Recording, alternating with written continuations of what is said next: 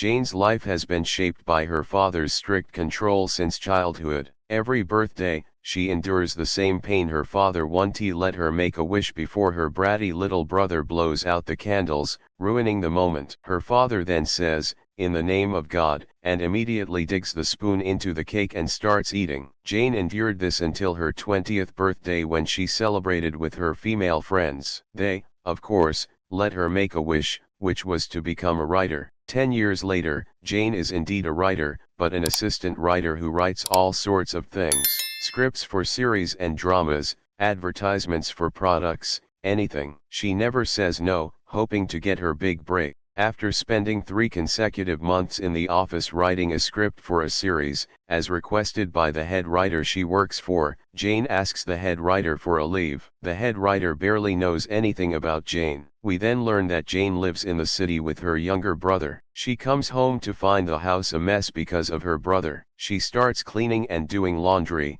thinking he is asleep, until she hears noises and goes to confront him, only to find him with a girl. Shocked, she runs out, but her brother chases after her. She trips and falls, telling him she didn't see anything and that she'll take a walk and come back. He tells her she misunderstood and introduces her to his wife. Jane is stunned and asks who his wife is, calling him an idiot and a failure. She's about to turn 30 and is still single. Her brother then reveals he got married 4 months ago because his girlfriend is pregnant. Their parents arrive, and we see that their father is very concerned about his son's wife. The father insists that they must all live together, but Jane and her brother refuse as they don't get along. Her brother is irresponsible and a failure, but their father says there's no other solution. "It's one house that I bought, so you both have to live in it," their father said, which upset Jane greatly. She went to meet her friends to vent her frustrations. Her friend Yesu, who has a very strong personality, told her, "Jane, you need to take the house for yourself," because she has been financially supporting the house ever since her father bought it, while her brother is unemployed and does not work. However, Jane explained that the house is in her brother's name, so there's no solution other than for her to leave the house. Her friends were very angry at her father and his behavior. In the same restaurant where they were sitting,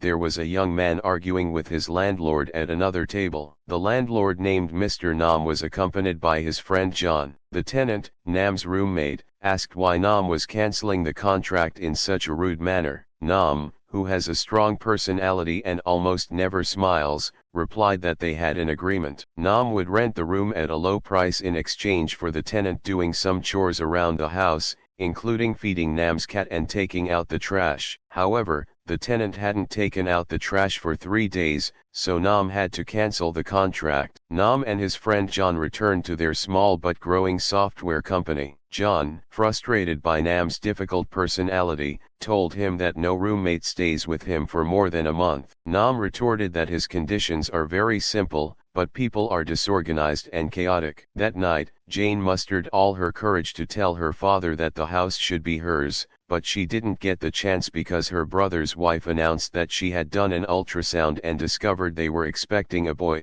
This delighted their father, who was now willing to spoil his daughter-in-law throughout her pregnancy, further crushing Jane's chances. Jane's friends were heading home, but she didn't want to go back. She suggested to Sue that they go out and have fun instead. Sue asked, "Since when do you want to do that? Aren't you going to see your boyfriend Kitty Coot?" Jane replied that she wouldn't talk to him anymore because he didn't care about her. However, as soon as she saw Kitty Coot looking innocent, she went with him. Meanwhile, Jane remained sad in her room until her mother came in to comfort her with some food, wishing her a happy birthday. It was her 30th birthday, and her mother, who had been saving money behind her father's back, gave it to Jane, knowing what her daughter would go through. She told Jane that she needed to find another apartment because her brother wouldn't leave the house, and she couldn't stay there and become a servant to her brother's wife, cooking, cleaning, and changing diapers when the baby arrived. Jane sarcastically remarked that her brother should have looked for a job instead of having a baby, questioning how he could support himself, let alone a child. It became clear that Jane's mother was her only support in life. Jane tried to get a loan from the bank to buy her own place, believing that owning was better than renting, but the bank refused because she didn't have a stable job or anything substantial to offer as collateral. With no other choice, she started looking for low-cost rental apartments. The real estate agent showed her the worst apartments in all of Korea,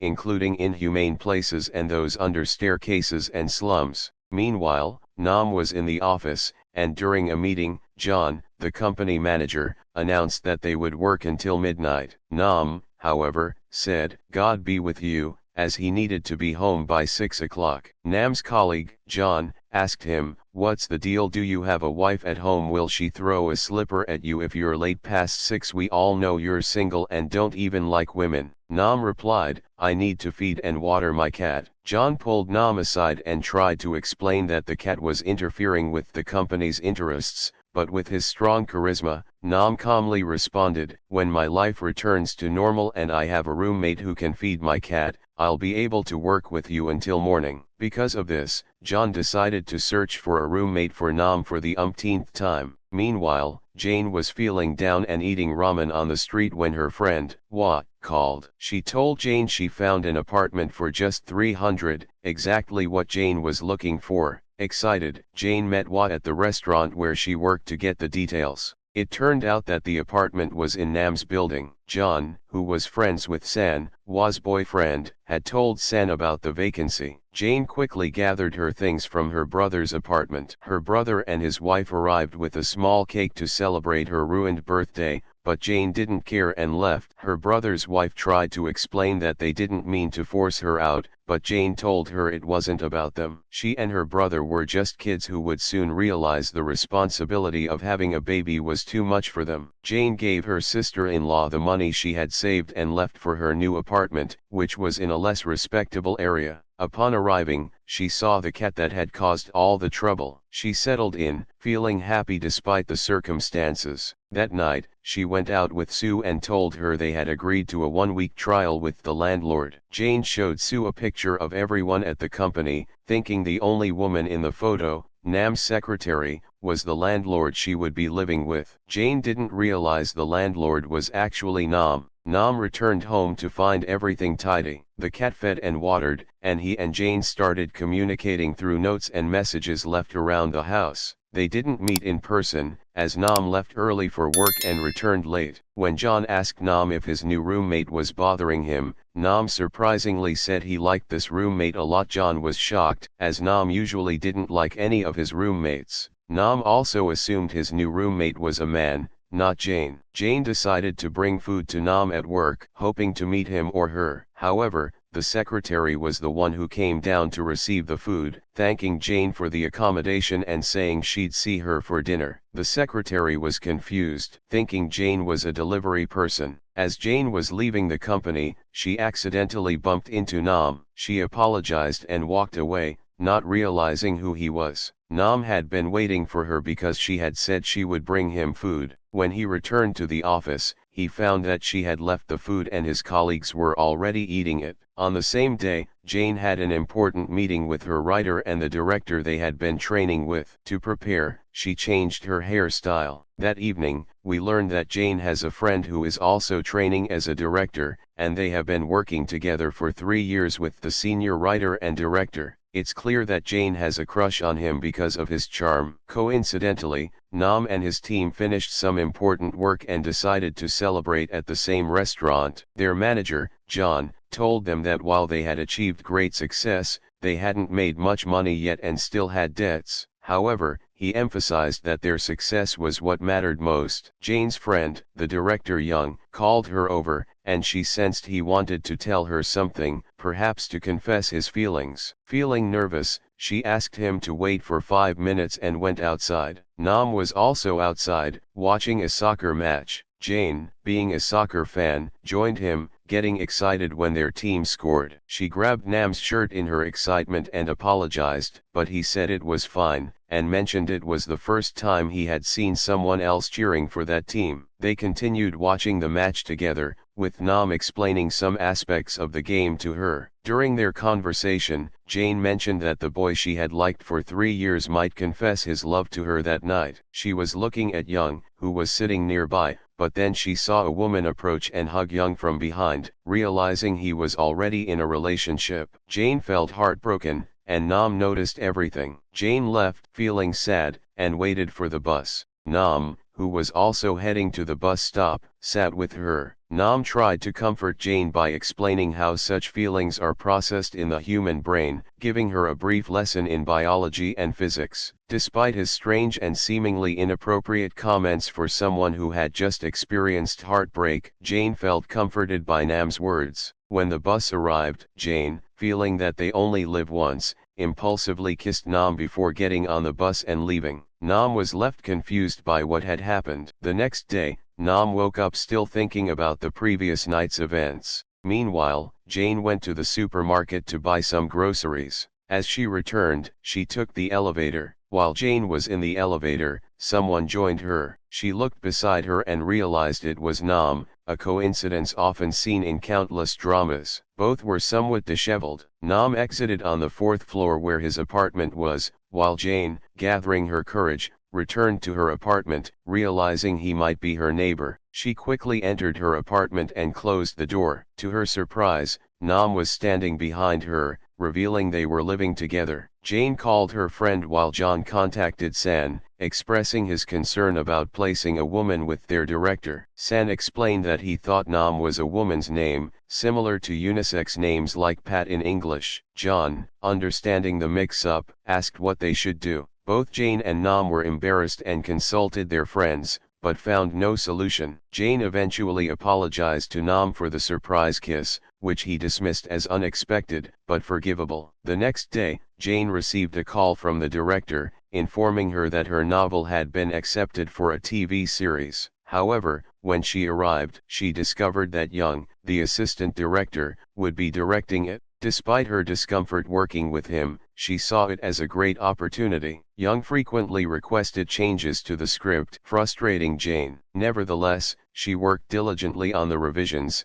often cleaning the apartment to clear her mind and come up with new ideas. Nam, meanwhile, received monthly loan statements from the bank and meticulously balanced his budget to manage his mortgage, which would take another 37 years to pay off. Despite cutting down on personal expenses, he never compromised on his cat's needs, treating her like his own daughter. When John asked Nam about his plans for Jane, Nam admitted she was a good tenant and worker, and he had no intention of asking her to leave. Returning home, Nam was surprised to find the apartment sparkling clean. He asked Jane if she was emotionally troubled, and she explained that cleaning helped her cope with sadness, stress, or anxiety. At work, Jane met with Young, the director, and the senior writer she had trained under. The senior writer was critical of Jane's work, insisting on numerous changes. Despite feeling dejected, Jane continued to work hard, with her emotions often manifesting in her obsessive cleaning habits.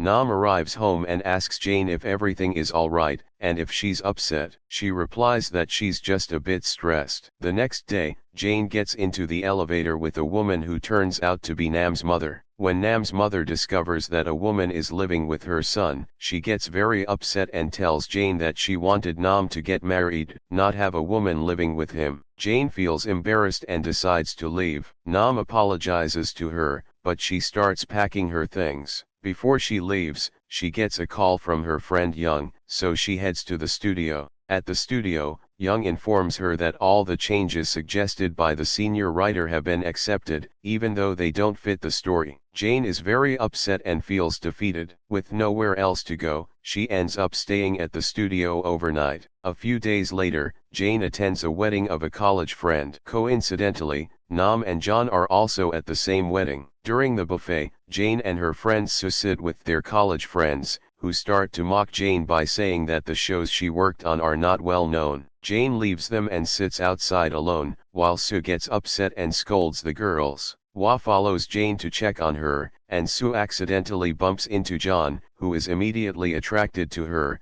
but she ignores him. John insists that he has seen her before, but she continues to ignore him. The next day, Jane attends a meeting with her show's team and finds the senior writer making many unnecessary changes to the core of the series. Jane gets frustrated and can't hold back. She tells them she regrets all the changes and won't make any more because she believes her original story is complete. This upsets the senior writer, who storms out, even though she was the one meddling with Jane's work and making her feel inferior. That night, Jane sleeps at the studio, but her colleague enters, angry and drunk. He confronts her, claiming he did a lot to get her on the show and tries to assault her. Jane fights back and breaks down, telling him the worst part is having nowhere else to go. She leaves the studio and heads to her brother's apartment, but hearing him and his wife laughing inside makes her feel embarrassed and alone. She wanders the streets until she finds herself outside Nam's place, who happens to be walking nearby. Seeing her distressed, Nam invites her to come inside. Jane reluctantly agrees,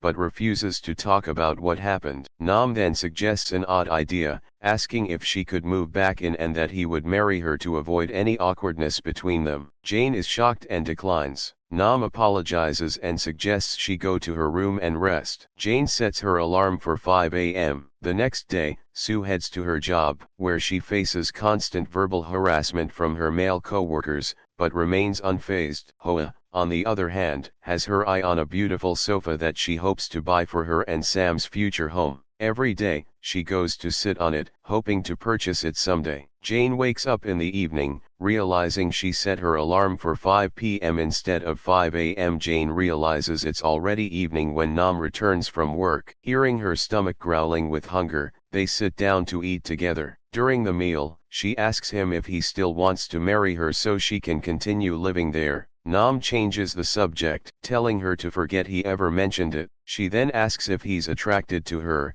but he says no and walks away. Jane leaves and meets up with her friends, who take her out for the evening. Afterward, she spends the night at Sue's place, who has a meeting the next day. We discover that Nam is also attending the same meeting, explaining his website idea to Sue's company boss. The concept of the site is for people to meet and date, not necessarily to marry, which he almost misrepresents as unimportant, until John clarifies that the goal is for people to get to know each other better before marriage, ensuring compatibility. Meanwhile, Jane heads to the studio to collect her belongings, but finds it locked. She messages Young, asking him to send her things. Surprisingly, she receives a call from the senior writer she used to work with, asking to meet. Jane agrees and goes to see her. The senior writer treats Jane with respect, even making her coffee and inviting her to lunch. At the restaurant, Jane finds the writer and the director waiting. They talk to her coldly, minimizing the assault she experienced by saying the attacker was just a foolish young man and not worth pressing charges over. Jane realizes they're trying to avoid any trouble for themselves and erupts in anger,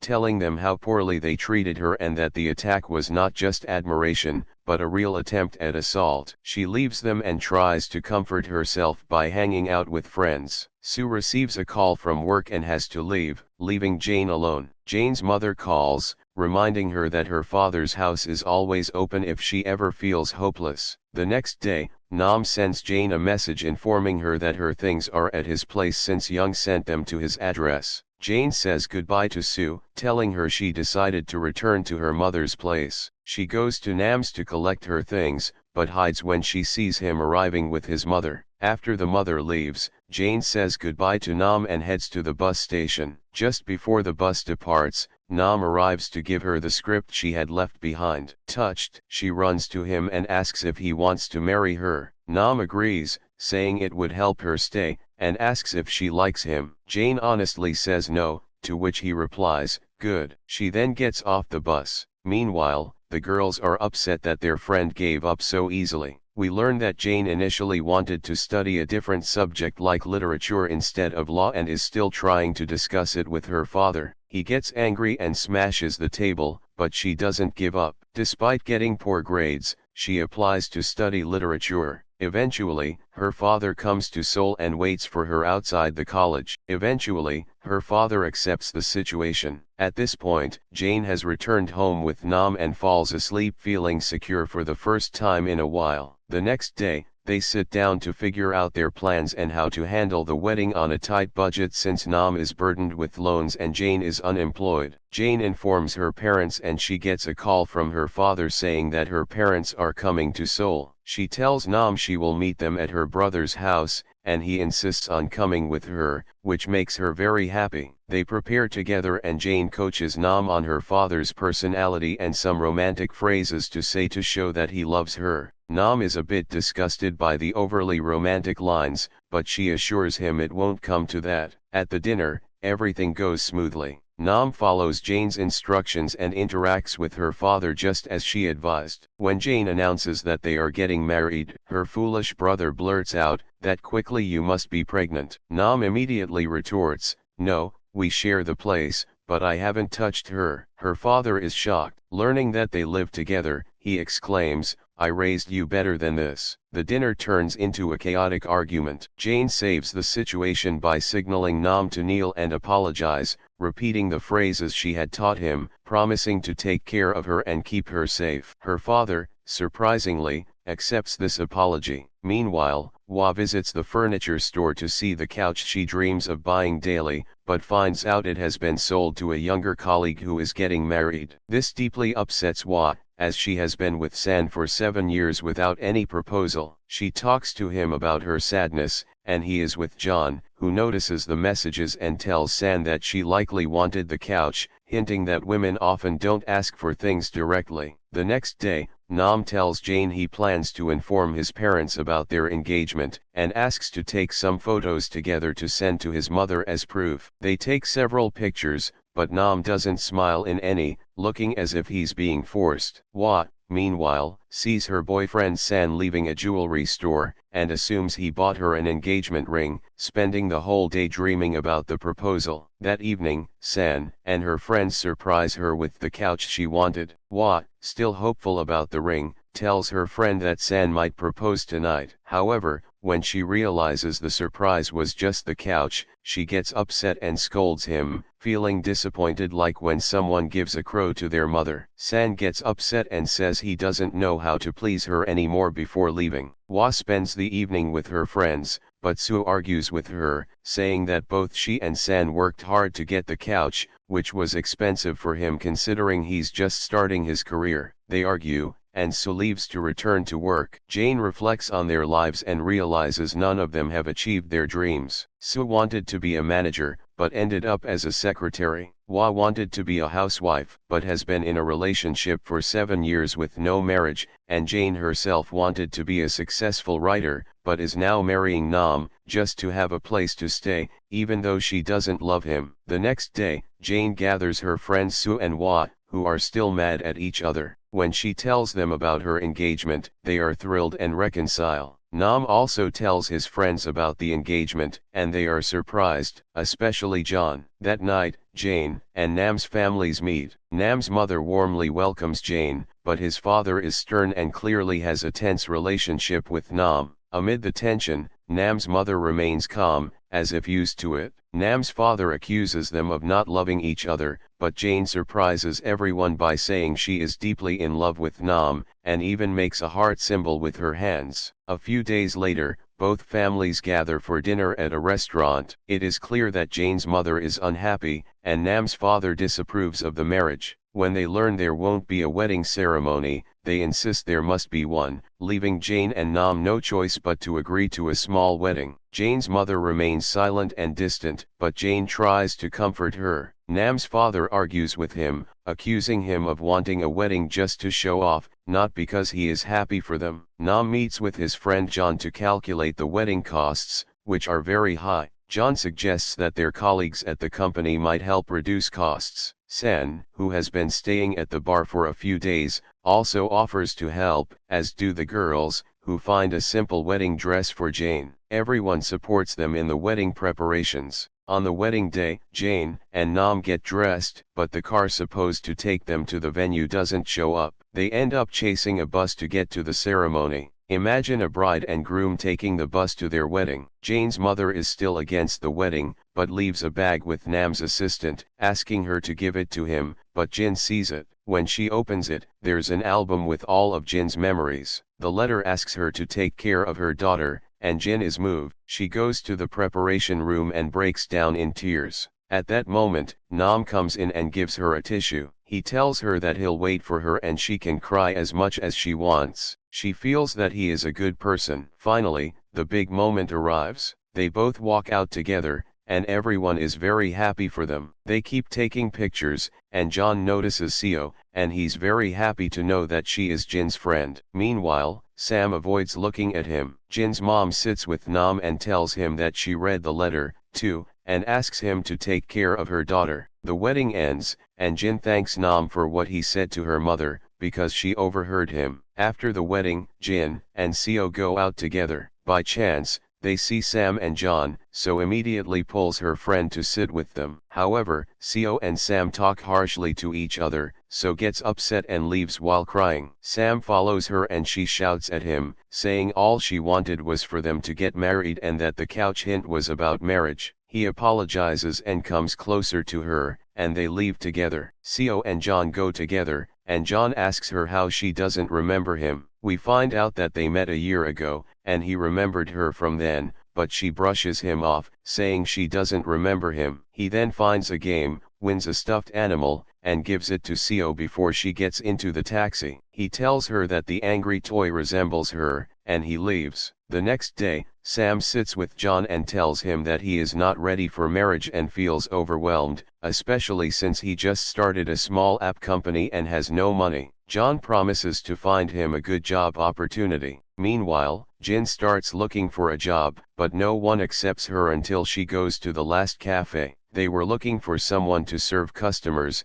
and the cafe is busy. One of the staff asks Jin to look for Buck, describing him as small, cute, with brown hair, and wearing a pink t-shirt. She thinks it's a small dog and keeps calling for it. Eventually, a guy matching the description notices her. When he asks what she wants, she tells him about the lost dog named Buck. He pretends to look for it with her, not revealing that he is Buck, and takes her phone number just in case. When she returns, the cafe owner tells her that Buck came back on his own and that he doesn't need staff right now. She gets upset and goes to Nam's company, bringing drinks for everyone. The staff is very happy and keeps asking Nam and Jin about their life and marriage. They continue their evening at a restaurant where, coincidentally, So's boss and some colleagues are also dining. As usual, they verbally harass her, and she plays along just to keep her job. Then she sits alone, feeling upset, and John tries to comfort her, but she vents all her anger on him. The day ends with Jin being very happy, but Nam is not. He gets annoyed because she came to his company. When he gets home, the cat runs to Jin before him, which irritates him further. He tells her not to forget that their marriage is just on paper and that it's a fake marriage. He doesn't want her to put him in a position where he has to lie, like the situation that day, and he's even annoyed that she changed the cat's name. This breaks Jin's heart and destroys the trust between them. Sam returns home upset and talks to his friend about marriage. Sam says he's under pressure and needs a long time to be ready for marriage. His friend gets very upset. The next day, Jin decides to change the way she deals with Nam. She makes food for herself, but not for him. At that moment, Buck calls her, and since her hands are dirty, she turns on the speaker. He tells her he found a little dog and asks her to come get it. He asks if she is single, and Jin feels this is the perfect opportunity to hurt Nam the way he hurt her, so she says no. Nam gets upset and goes to work while she goes to meet Buck. He takes her to the restaurant and tells the owner he won't work unless she is hired, too. She feels very shy, but is shocked to learn that he is Buck. The owner agrees, and Buck takes her on their first delivery. He asks her to ride on the bike behind him, and they deliver the order. By coincidence, the place is right across from Nam's company, where he and his colleagues are having lunch. They see Jin getting off the bike behind Buck, and he even helps her with her helmet as if they are a couple. Nam gets very annoyed and starts looking up Buck's profiles to learn more about him, and his friends also start digging into Buck's background. The next day, Jin is washing dishes at work, but her hair bothers her. Buck acts silly, and she clarifies that when she said she wasn't in a relationship, she meant she's married and they are just colleagues. He doesn't care. She talks to her friends about Buck's behavior, and they tell her he is a creep, and they will confront him. But when they see him, they are charmed by his looks and don't say anything to him. Nam takes his entire team to the same cafe, which is unusual because he rarely treats anyone. He does this out of jealousy. They all order cake and drinks, but when Nam goes to pay, he asks for 7 drinks without straws. Everyone drinks silently, knowing he's very frugal. They joke about how he's the highest paid, but still stingy, and he explains he's saving to pay off a loan. Buck tells him he'll never enjoy life if he keeps saving for the loan, leading to a heated argument between them. Back at the company, Nam announces great news. The big company they were negotiating with agreed to fund them, marking the beginning of their success. John texts San, telling him he'll soon find him a job, and then goes to attend a business dinner where he finds So. She works for the big company. They chat until the managers arrive, and unfortunately, they start harassing her, especially the branch manager. John pretends to be on the phone, hinting he's about to punch someone, implying he'd hit the manager bothering So. The manager gets scared and they finish dinner and leave. So thanks John for what he did. Meanwhile, Jin is sitting at the bus stop waiting for Nam, but he is late. Buck arrives and offers to take her home and she agrees. John takes So home and she tells him she does remember meeting him a year ago. John is happy and leaves in a good mood. Back at Jin's place, we learn that Nam saw Buck outside and warned him to stay away from his wife. Buck appears upset. When Nam comes home, he starts investigating Buck's background. Strangely, Nam suspects that Buck might be involved in a kidnapping and murder case because his appearance and age match those of the wanted criminal whose identity is still unknown. Nam tells Jin not to go to work the next day, claiming that she needs to take the cat to the vet. Jin agrees and Nam contacts her friends to learn more about Buck. The next day, Jin's friends tell Nam that Buck seems odd and they wonder how a part-time worker can afford such an expensive bike. Nam becomes more suspicious and goes to Buck's restaurant to check things out. Buck acts normally, but when Nam leaves, Jin and her friends arrive at the same restaurant. Nam nearly crashes into Buck's motorcycle but controls himself at the last moment. Buck laughs and says it's good because if he had damaged the bike, he would have to spend 7 years paying it off. However, another motorcycle almost hits Nam, and to avoid it, Nam performs a stunt and falls, getting injured. Meanwhile, Jin visits Nam's workplace and offers him a job at his company. Nam is thrilled and later goes to meet So, who is in the company bathroom overhearing her female colleagues gossiping about her having an affair with the manager. Upset, she meets Jian and vents her anger on him. Jian is puzzled by her mood swings and she tells him to sell his company if he wants to be with her to get off her back. San goes to Jian's company and meets Nam and the team, introducing himself and his skills. He mentions an alarm app he developed, which they recognize but find poorly designed. Nam, being blunt, makes discouraging comments, leaving San feeling crushed. San goes to cry in Wa's arms, who comforts him. Later, Nam calls Jin and asks her to meet him at the bus stop, insisting on seeing her. She's puzzled by his insistence but waits for him at the end of the day. But Nam is late because he's busy with his colleagues who challenge him to solve a Rubik's Cube. Buck arrives and offers Jin a ride. Initially, she refuses, but since it's getting late, she agrees. Nam shows up in a taxi but doesn't find her there. He finds her phone on the ground and takes it. Meanwhile, Jin is sitting with Buck in a quiet place. Suddenly, Buck pulls out a metal key from his motorcycle and approaches Jin. Just in time, Nam arrives, hits Buck, and damages his motorcycle. Nam grabs Jin and they leave after warning Buck to stay away from her. When they get home, Nam explains everything to Jin, shocking her about Buck. The next day, news spreads about the arrest of the person accused of trespassing and kidnapping. At work, Nam tells his colleagues what he did to Buck, but they inform him that Buck isn't a criminal but a sweet, kind young man. Nam is stunned because now he has to pay more than $4,000 to repair Buck's motorcycle. When Jin arrives at work and learns the truth, she is shocked to find out Buck is the son of the restaurant owner. Nam and Jin both apologize to Buck, who reveals he knows their marriage is fake. He tells them he was on the bus the day of their wedding and even worked as one of the waiters at the wedding, so he knows they are not really married. A few days later,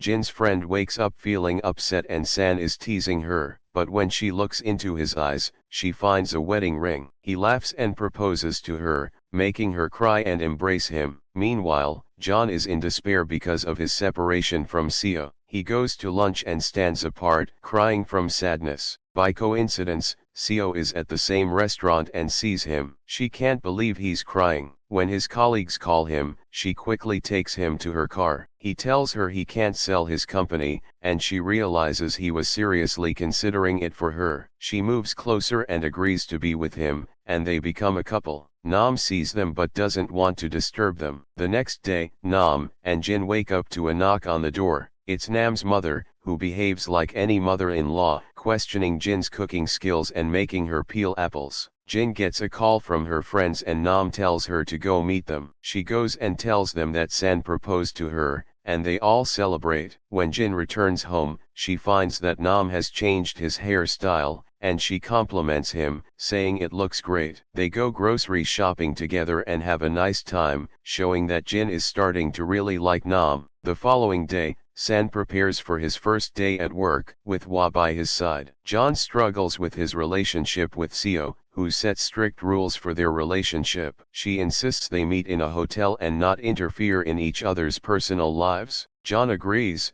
because he likes her a lot. Nam introduces San to the different departments at work and shows him his office. Back to Jin. Nam's mom calls Jin, and Jin goes to see her. She finds a small family gathering, and Nam's aunt takes a liking to her. When Nam arrives, he is visibly upset and doesn't speak to his father during dinner. Nam tells Jin not to visit his family again and gives her money as compensation for missing work. Jin is offended and calls Nam from her room, demanding a proper apology and more respect for her efforts. She then hangs up, leaving Nam to realize she is upset. The next day, Jin tells Nam that her mom has invited them over in the evening to make kimchi, putting him on the spot. She also tells him she's going to have breakfast with Buck and leaves. Meanwhile, San gets a call from Hwa's mom at work, pressuring him about their wedding date, which stresses him out. Hwa tries to withdraw all the money from her account to give to San for their future, but she finds no money in her account. John and Nam accidentally swap documents, leading John to discover the fake marriage contract between Nam and Jin. John and So realize the truth about Nam and Jin's sham marriage. Nam also discovers John and So's dating contract. Jin meets her friend, who asks if she loves Nam, and Jin admits she does. The next day, Nam visits Jin's family village to help her mom make kimchi as a gesture for attending his family ceremony. Although Jin's father disapproves, saying it's women's work, Nam insists and helps out. The women tease Nam, and Jin's brother sends photos of Nam working to Jin, who gets upset seeing her husband being bullied. Buck offers to cover Jin's shift so she can visit Nam. Jin prepares to leave and checks on the cat, finding a novel she recognizes. She decides to borrow it for the trip, only to realize it was a gift to Nam. Nam struggles with the kimchi making until Jin arrives, making him happy. When Nam asks why she came, Jin says she was worried about him. Later, Nam joins the men and gets bullied by one guy who makes him drink a lot. Jin's brother and his wife come to Nam's rescue, telling him to run away quickly before they completely embarrass him. Meanwhile, Jin is sitting by the river reading the novel. She sees Nam standing on the other side, waving at her. He runs over to her and they sit together, talking and growing closer. Nam confesses his feelings for her and gets closer, sharing a tender moment until Jin gets a call from her mom, so they head back to the house. In the evening, Jin and Nam bid farewell to their family and are driven to the bus by her brother. They leave with strong feelings for each other, contrasting with San and Hwa's strained relationship. San calls Hwa and tells her they'll attend a party that night. She agrees, and San shares his worries with Nam, expressing his fear of marriage and responsibility. Nam tries to reassure him and asks for advice on how to impress a girl. Nam takes Jin to an amusement park, and she's thrilled to hold his hand. They bump into Hwa at the same place. Nam sees a snail-shaped stuffed toy, Jin's favorite animal, and enters a game to win it. He has to pop balloons with a dart but fails. Jin takes the next turn, popping all the balloons and winning the toy. Nam feels embarrassed but gives her the snail, saying he did it for her. He also gives her a gift he had bought. They go to a restaurant for lunch,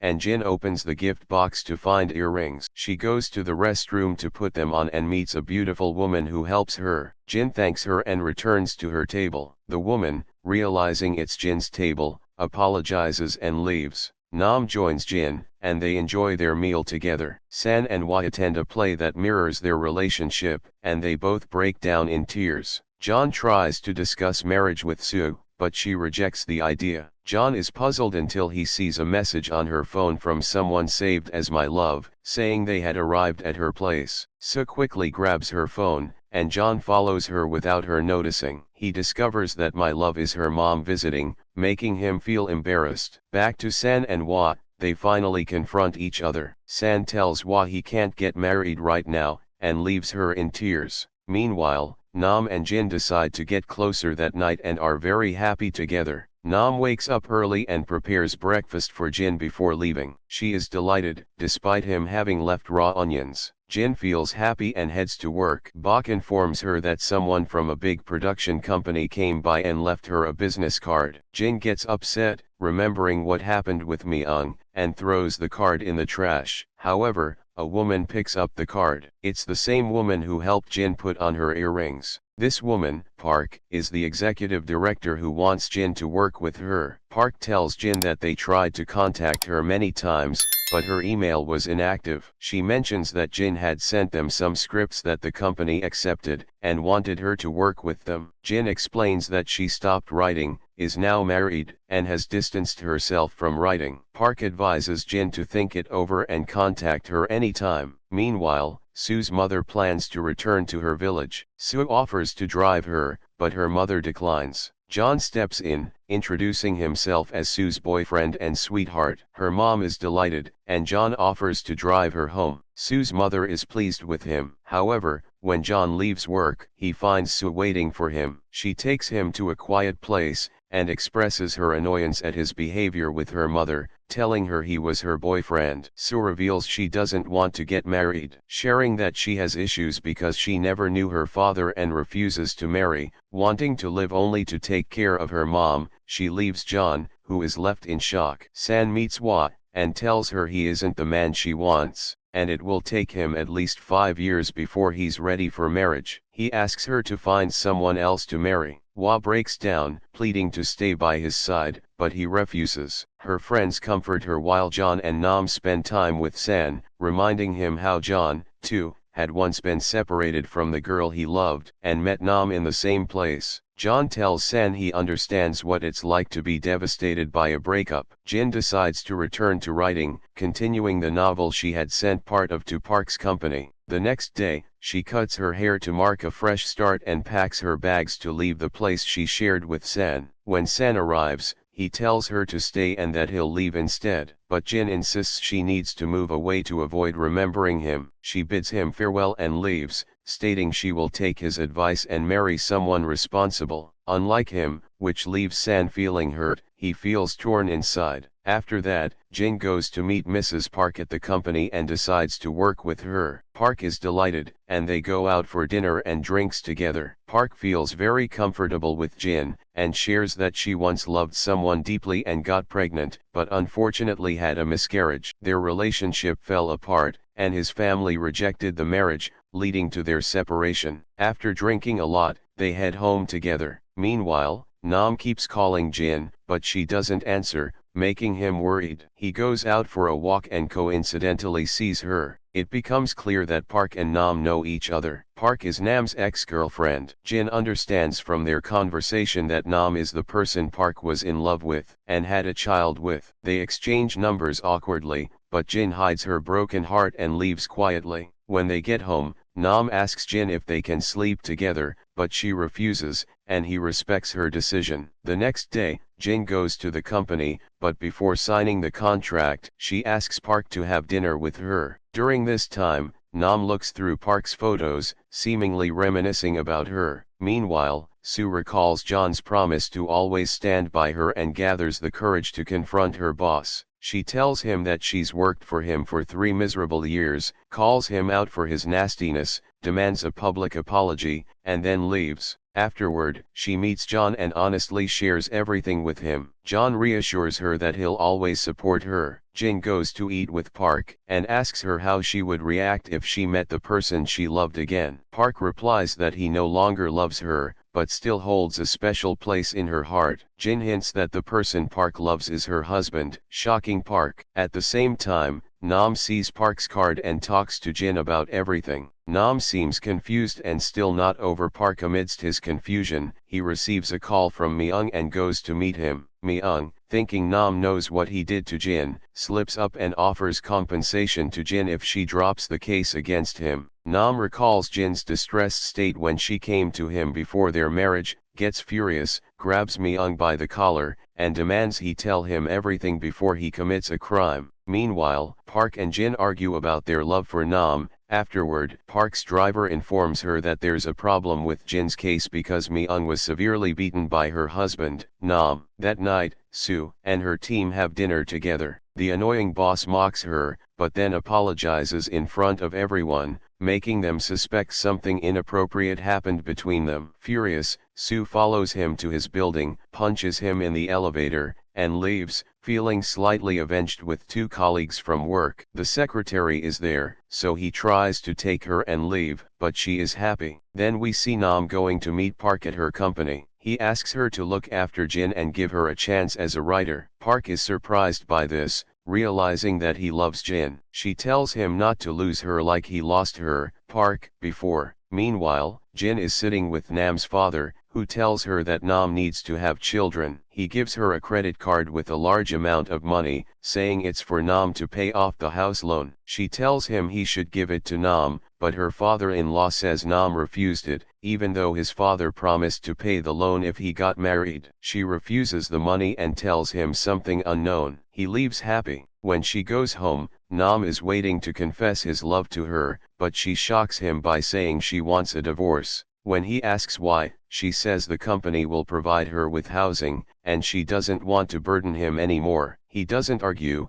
and tells her they'll get divorced tomorrow. Later, she calls him from her room crying and asks what marriage means to him. He realizes her heart is broken. The next day, he tells his family they're getting divorced. His father is very upset and asks him to hold on to her, but Nam says his heart is broken because he truly loved her. Then Jin goes to sit with Park, who finds out about the divorce and feels guilty, but Jin reassures her that it's her own decision and not Park's fault. We return to Soo, who goes to spend the holiday with her mother, and asks her to come live with her. The mother refuses, telling her daughter to live her own life and stop seeing her as an obstacle. Soo is very upset, clearly feeling guilty about an accident her mother had in the past. When Soo returns, she spends time with Jin, but then receives a message from John saying that Nam is drunk. Jin immediately goes to take him home. John sits with Jin and tries to hint that Nam loves her. Meanwhile, San is thinking about what and wants to message her, but can't bring himself to do it, so he messages John instead. John, overwhelmed by both Nam's situation and San's emptiness,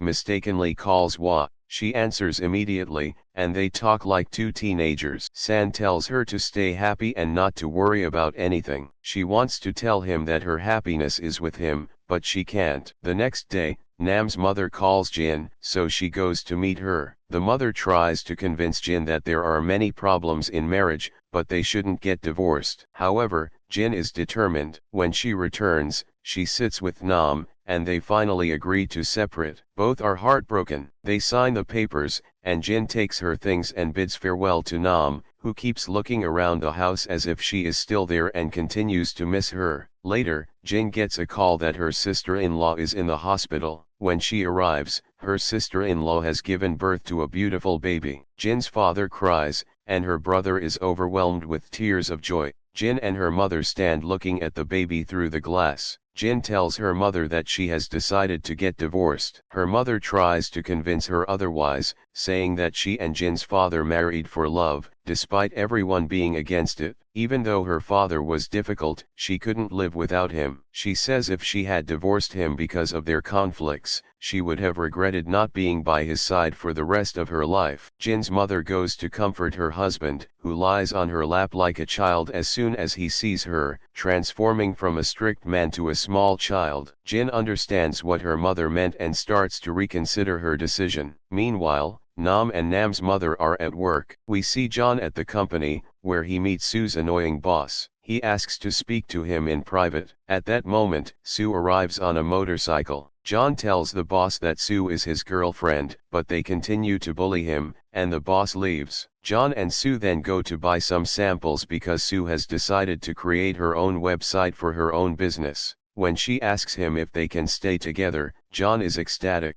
At the same time, Sam sells everything in the small apartment he was staying in. Nam also puts his apartment up for sale. People come to see it, and they enter the room where Jin used to sleep. One woman notices a paper under the bed, picks it up without meaning to, and puts it on the bed before leaving. After everyone leaves, Nam keeps seeing Jin everywhere in the apartment because he still misses her. Because of this, he enters her room, notices the note, opens it, and finds out that Jin wrote it the night before she left. In it, she says goodbye, and that she spent the happiest days of her life with him. Nam becomes even more heartbroken and falls into a state of depression. Meanwhile, Jin and her friends travel to relax and change their environment. Nam sells his house and decides to buy a small place to live in. John tells him the new house is too small, but Nam responds that he only needs enough to eat and drink until he dies, showing how hopeless he has become after Jin left him. After finishing her things, Jin returns to Seoul and goes to Nam's house, only to find out he sold it. Feeling desperate, she goes to her friend's house and contacts Sue after learning that Nam moved back to his old place. Jin goes to the old house and finds Nam sleeping there. She lies down next to him, deciding to return to him. Nam thinks he's dreaming and starts crying, telling her he loves her and that he doesn't want to wake up from this dream. She tells him she loves him too. The next morning, Nam wakes up thinking it was all a dream, but then he sees Jin next to him. She says, "Let's have breakfast." He can't believe it. She asks, "Don't you want me to have breakfast with you? If not, I can leave." He gets upset and tells her off for staying away all this time without even a single call to check on him. They reconcile and decide to stay together. At the same time, Sam's colleague, the secretary, proposes to him, but he refuses, saying he can't forget Hwa. She warns him that she heard Hwa is engaged and getting married. The next day at work, John informs Nam that Hwa is signing a marriage contract and getting married. He says Hwa invited him, and when he sees her outside the company, he runs out, devastated. He chases after her car to apologize and ask her to come back to him, but fails. He cries and tells her he will never leave her and wants another chance. She is happy and tells him she will never leave him. Sam then learns that Hwa was never getting married. It was all a setup by Nam and Jin to bring them back together. Hwa agrees to live with Sam at his family's house,